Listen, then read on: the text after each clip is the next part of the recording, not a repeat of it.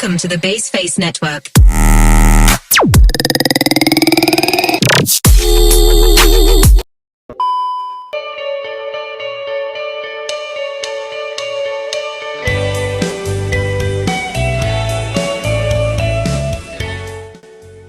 Baiklah, saya akan membacakan materi pertama, yaitu dispreksia. Dispreksia adalah gangguan umum yang mempengaruhi gerakan dan koordinasi. Dispreksia juga dikenal sebagai gangguan koordinasi perkembangan. Dispreksia tidak mempengaruhi kecerdasan seseorang, melainkan mempengaruhi keterampilan koordinasi, seperti melakukan sesuatu yang membutuhkan keseimbangan berolahraga atau belajar mengemudikan mobil. Penyebab dispreksia sampai saat ini masih belum dapat dipastikan, namun kondisi ini diduga terjadi akibat gangguan perkembangan sistem saraf di otak. Hal tersebut dapat mengganggu aliran sinyal saraf dari otak ke anggota tubuh. Selanjutnya yaitu faktor risiko dispreksia. Ada beberapa kondisi yang meningkatkan risiko anak mengalami dispreksia, yaitu yang pertama, terlahir prematur. Yang kedua, terlahir dengan berat badan rendah. Yang ketiga, memiliki keluarga dengan riwayat dispreksia atau gangguan koordinasi gerak tubuh. Yang keempat, terlahir dari ibu yang merokok, mengonsumsi minuman beralkohol, atau menggunakan narkoba selama hamil. Adapun gejala dispreksia yang bisa terlihat pada anak-anak. Yang pertama, ceroboh, seperti sering terbentur atau menjatuhkan barang. Yang kedua, susah berkonsentrasi, mengikuti perintah dan mengingat informasi. Yang ketiga itu tidak bisa mengontrol perilaku diri sendiri. Yang keempat, sulit menyelesaikan tugas. Kelima, sulit mempelajari informasi baru. Keenam, sulit mendapatkan teman baru. Dan ketujuh, sulit atau lambat untuk berpakaian atau mengucap kalimat. Yang keempat, pemeriksaan dispreksia. Dokter akan melakukan pemeriksaan fisik atau antropometri untuk menilai pertumbuhan anak. Dokter juga akan menilai perkembangan anak dengan Denver Scoring. Kelima, penanganan dispreksia. Ada beberapa terapi yang bisa diberikan oleh dokter untuk membantu penderita dispreksia, yaitu terapi okupasi, untuk mengajarkan pasien cara-cara praktis dalam melakukan rutinitas sehari-hari. Yang kedua, fisioterapi atau terapi fisik, untuk meningkatkan kemampuan motorik.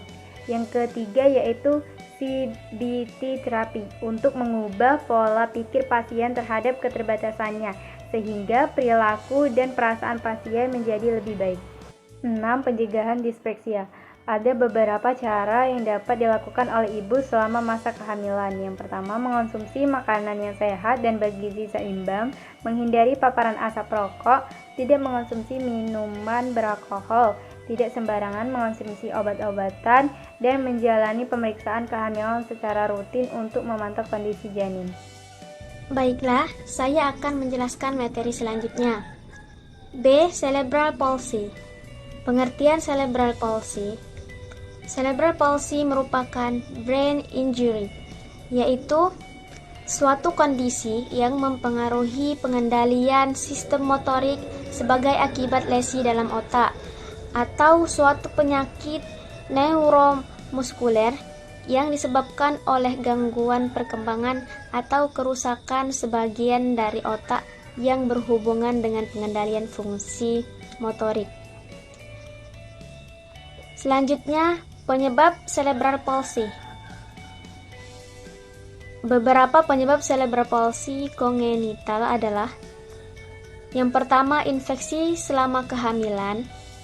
Yang kedua, icterus neonatorum. Yang ketiga, kekurangan oksigen berat atau hipoksik iskemik pada otak atau trauma kepala selama proses persalinan. Yang selanjutnya, stroke. Selain itu, terdapat 3 bagian penyebab terjadinya cerebral palsy. Ada 3, yaitu yang pertama, sebelum lahir atau prenatal. Yang kedua, saat lahir atau perinatal. Dan yang ketiga, sudah lahir atau postnatal. Yang selanjutnya yaitu faktor-faktor resiko cerebral palsy. Faktor-faktor resiko yang menyebabkan kemungkinan terjadinya cerebral palsy semakin besar, antara lain yaitu yang pertama, letak lahir sungsang, dan yang kedua, proses persalinan sulit. Baiklah, selanjutnya jenis-jenis cerebral palsy. Yang pertama, cerebral palsy spastik. Yang kedua, chorioatentoid. Yang ketiga, ataksik. Yang keempat, dystonia. Dan yang kelima, balismus. Serta yang keenam, campuran. Selanjutnya, penyakit lain yang berhubungan cerebral palsy. Penyakit-penyakit yang berhubungan dengan cerebral palsy yaitu yang pertama, gangguan mental. Yang kedua, kejang dan epilepsi. Yang ketiga, gangguan pertumbuhan. Yang keempat, gangguan penglihatan dan pendengaran. Dan yang terakhir, sensasi dan persepsi abnormal. Yang selanjutnya adalah masalah utama gangguan cerebral palsy.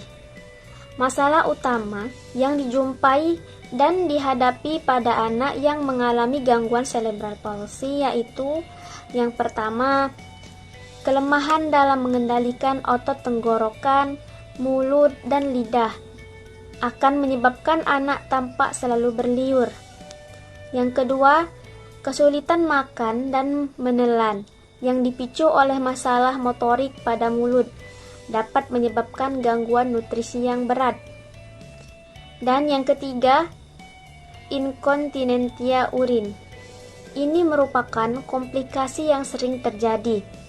Inkontinensia urin disebabkan karena gangguan cerebral palsy, kesulitan mengendalikan otot yang selalu menjaga supaya kandung kemih selalu tertutup.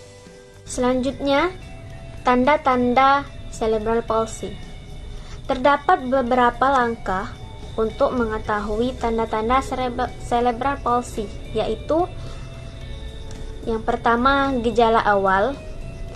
Pada umumnya, cerebral palsy dapat terlihat pada usia kurang dari 3 tahun dan dapat dicurigai pada kemampuan perkembangan motorik tidak normal. Yang kedua, pemeriksaan fisik. Pada hal ini, penderita cerebral palsy melakukan pemeriksaan kemampuan motorik bayi dan melihat kembali riwayat medis mulai dari riwayat kehamilan, persalinan, dan kesehatan bayi. Yang ketiga, pemeriksaan neuroradiologik. Pemeriksaan khusus neuroradiologi untuk mencari kemungkinan penyebab cerebral palsy perlu dikerjakan. Salah satu pemeriksaan yaitu dengan melakukan CT scan kepala. Dan yang terakhir, pemeriksaan lainnya. Dalam hal ini pun perlu adanya pemeriksaan lainnya, di mana yang mempertimbangkan kondisi lain yang berhubungan dengan cerebral palsy.